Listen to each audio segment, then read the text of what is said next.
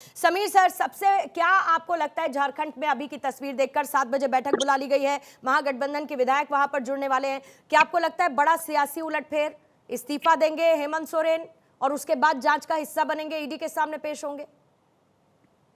देखिए, मुझे लग रहा है कि जिस हिसाब से इन्फोर्समेंट डायरेक्टर की कार्रवाई हेमंत सोरेन के ऊपर चल रही है, लगातार 10 समन के बाद वो लगातार भागते रहे और कल का जो एपिसोड हुआ कि वह गायब हो गए थे, पूरे देश के अंदर देखा और उनके घर से अंदर से जो शांति निकेतन दिल्ली में उनका निवास है, वहां से 36 लाख रुपए कैश निकला, एक BMW गाड़ी निकली और कुछ ऐसे डॉक्यूमेंट्स भी निकले जिससे ईडी की ओर जांच पुख्ता हो रही है। मुझे लगता है कि हेमंत सोरेन जानते हैं कि 20 जनवरी को जब ईडी ने उनसे जो सवाल पूछे थे, पटना में उनके रांची में उनके मुख्यमंत्री आवास में जो सवाल पूछे थे, उसका जवाब वो दे नहीं पाए थे और ईडी ने कहा था कि आपकी जांच से हम संतुष्ट नहीं है और आपसे हम फिर पूछताछ करने आने वाले हैं। हेमंत सोरेन जानते हैं कि उनकी गिरफ्तारी किसी भी वक्त हो सकती है और इसीलिए उन्होंने विधायक दल की आज भी लगता है बैठक बुलाई है और वह इस्तीफा देंगे, उनका किसी घर के सदस्य को मुख्यमंत्री बनाएंगे और मुझे लग रहा है कि हेमंत सोरेन की गिरफ्तारी लगभग लेकिन आप कल्पना सोरेन की तरफ अगर इशारा कर रहे हैं तो उसको लेकर भी विरोधाभास है सर, पार्टी के अंदर भी उसको लेकर विरोधाभास है। वो ये कह रहे हैं कि अगर हम भी तो बन सकते हैं,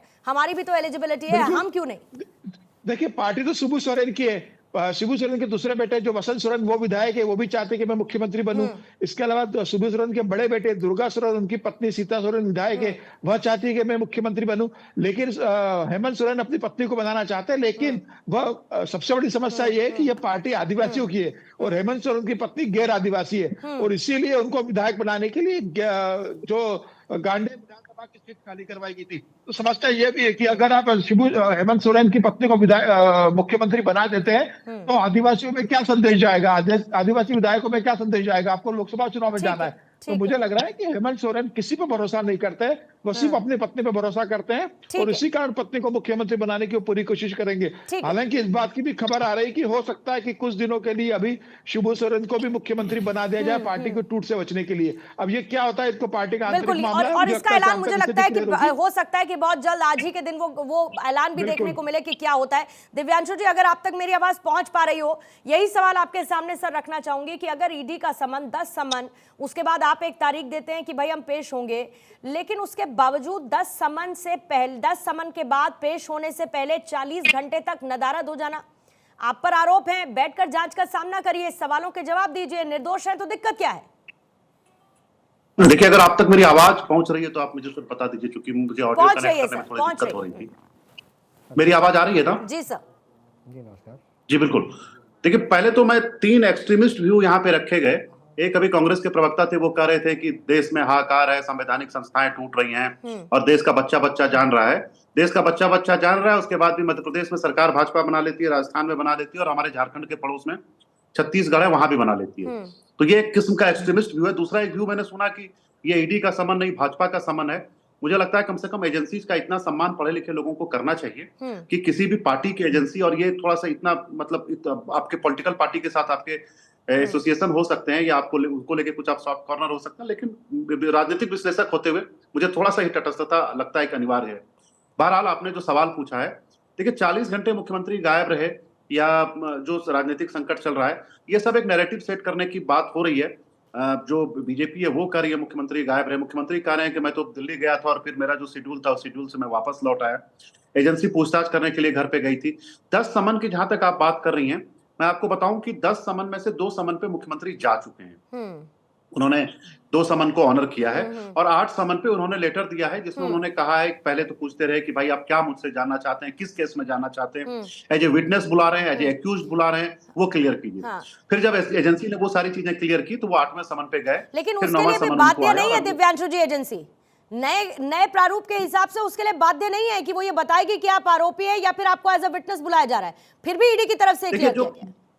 देखिए, पीएमएलए एक्ट जो है उसमें ये बात आप ठीक कह रही हैं, लेकिन अगर राज्य का कोई मुख्यमंत्री है जो संवैधानिक कॉन्स्टिट्यूशनल हेड है किसी स्टेट का, तो आपको जो पीएमएलए एक्ट की जो धाराएं हैं वो अलग हैं, लेकिन किसी कॉन्स्टिट्यूशनल पोस्ट पे बैठे हुए आदमी को ऑनर करते हुए आपको ये अगर पूछा जा रहा है कि आप मुझे बताइए कि आप मुझे किस केस में बुला रहे हैं, एज ए विटनेस बुला रहे हैं, और ईडी ने उसका जवाब दिया। मैं आपको बताऊं कि ईडी ने, सीएम ने जब आखिरी जब जिस समन पे सीएम के घर पे ईडी आई और उनसे जो आखिरी बार 20 तारीख को जो पूछताछ हुई, उसमें ईडी ने बाकायदा जिक्र किया, उस केस का जिक्र किया जो जमीन घोटाले से जुड़ा हुआ केस था, उसमें जो डॉक्यूमेंट्स मिले हैं ईडी को रेड के दौरान, ईडी ने अपने जवाब में उसका जिक्र किया, बताया कि हमको वहां से रेड के दौरान ये दस्तावेज मिले हैं जिसमें आपका कॉनाइवेंस प्रूफ हो रहा है या आपका कॉनाइवेंस मुझे दिखता है।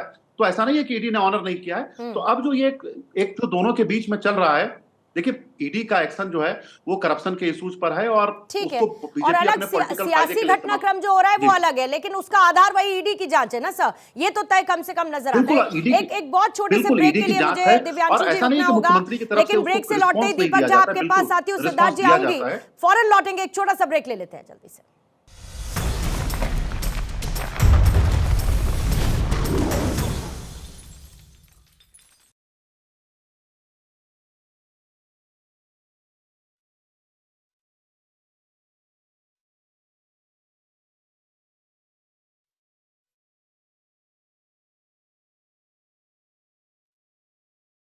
सिद्धार्थ जी के पास मैं जाती हूँ। सिद्धार्थ जी, तो इससे पहले यही बात हो रही थी, एक तो हर बार देखिए आप, इससे पहले भी आप चुनाव देख लीजिए, बार बार ये कहा गया कि भाई आप लोग जो जांच एजेंसीज हैं उनका गलत इस्तेमाल करते हैं, उनको आप एक हथियार के तौर पर इस्तेमाल करते हैं ताकि आप लोग चुनाव जीत जाएं और इससे विपक्ष डर जाए।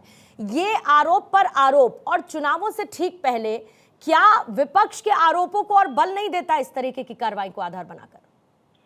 नहीं पूर्णिमा जी, मेरा मानना है कि चुनावों से उसको कभी रिलेट नहीं करना चाहिए। इनमें से बहुत से केसेस ऐसे हैं जो बहुत लंबे समय से चल रहे हैं, बहुत से केसेस में लंबे समय से समन्स भेजे जा रहे थे।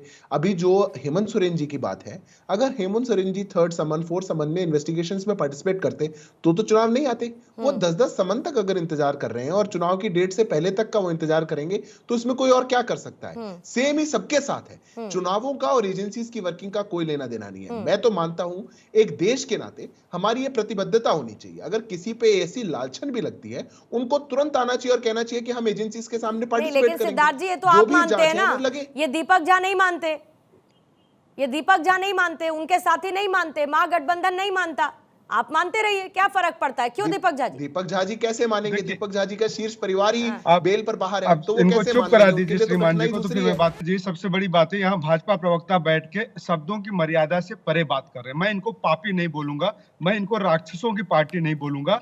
हम लोग परिवार में होते हैं, आपका भी परिवार है, हमारा भी परिवार है, हम सब परिवार में पढ़े बढ़े लिखे होते हैं, परिवार से ही परिवार बढ़ता है और परिवार से ही मनुष्य की उत्पत्ति होती है। ये भाजपा प्रवक्ता को शायद नहीं मालूम है। एक दुर्गा सप्तशती में एक उल्लेख है जिसमें रक्त बीज होता है, रक्त बीज होता है कि उसका एक खून का कतरा गिरता है तो दूसरा रक्त बीज राक्षस पैदा हो जाता है। तो भाजपा वो रक्त बीजों की पार्टी है, उन रक्त बीजों से एक महाबली रक्त बीज पैदा हो जाते हैं। शायद यही आज भाजपा का चरित्र बन चुका है। दूसरी बात करते हैं नेशनल टेलीविजन पे, इतनी अच्छी बहुत अच्छी बात आप सुनिए, बीच में नहीं, मैंने बिल्कुल भी नहीं बोला था। सभ्यता का परिचय दीजिए, दुर्गा सप्तशती में रक्त बीज का उल्लेख है, रक्त बीज के बारे में पढ़ के आइएगा। बात यह है कि पूर्णिमा जी, सबसे बड़ी बात, जो काला धन लाने की बात करते थे, 15 लाख तो यूं ही मुफ्त में मिल जाएंगे, 200 करोड़ एक एक गांव को दे देंगे, 4-5% सैलरी वालों को दे देंगे। तो ये मोदी जी का कथन था। इस देश के साथ 9 साल हो गया, देश की जनता पूछ रही है कि वो महापुरुष कहां।